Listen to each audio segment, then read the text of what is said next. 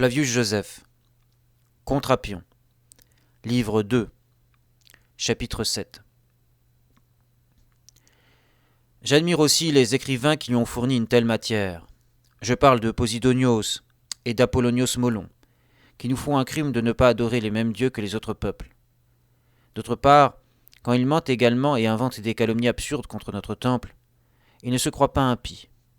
Alors que rien n'est plus honteux pour des hommes libres que de mentir de quelque façon que ce soit, et surtout au sujet d'un temple célèbre dans l'univers entier et puissant par une si grande sainteté. Ce sanctuaire, Appion a osé dire que les Juifs y avaient placé une tête d'âne, qu'il l'adorait et la jugeait digne d'un si grand culte. Il affirme que le fait fut dévoilé lors du pillage du temple par Antiochos Épiphane, et qu'on découvrit cette tête d'âne faite d'or et d'un prix considérable. À cela donc je réponds d'abord qu'en sa qualité d'Égyptien, même si chose pareille avait existé chez nous, Appion n'eût point dû nous le reprocher.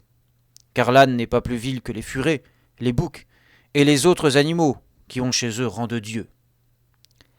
Ensuite, comment n'a-t-il pas compris que les faits le convainquent d'un incroyable mensonge ? En effet, nous avons toujours les mêmes lois, auxquelles nous sommes éternellement fidèles. Et quand des malheurs divers ont fondu sur notre cité comme sur d'autres, quand Antiochos le pieux, Pompée le grand, Licinius Crassus et, en dernier lieu, Titus César triomphant de nous ont occupé le temple, il n'y trouvait rien de semblable, mais un culte très pur au sujet duquel nous n'avons rien à cacher des étrangers.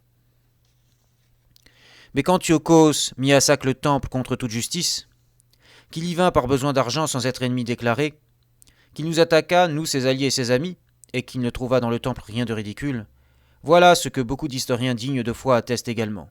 Polybe de Mégalopolis, Strabon de Cappadoce, Nicolas de Damas, Timagène, les chronographes Castor et Apollodore, tous disent que, à court de ressources, Antiochos viola les traités et pilla le temple des Juifs plein d'or et d'argent. Voilà les témoignages qu'aurait dû considérer Appion s'il n'avait eu plutôt lui-même le cœur de l'âne et l'impudence du chien qu'on a coutume d'adorer chez eux. Car son mensonge n'a même pas pu s'appuyer sur quelques raisonnements d'analogie. En effet, les ânes, chez nous, n'obtiennent ni honneur, ni puissance, comme chez les Égyptiens les crocodiles et les vipères, puisque ceux qui sont mordus par des vipères ou dévorés par des crocodiles passent à leurs yeux pour bienheureux et dignes de la divinité.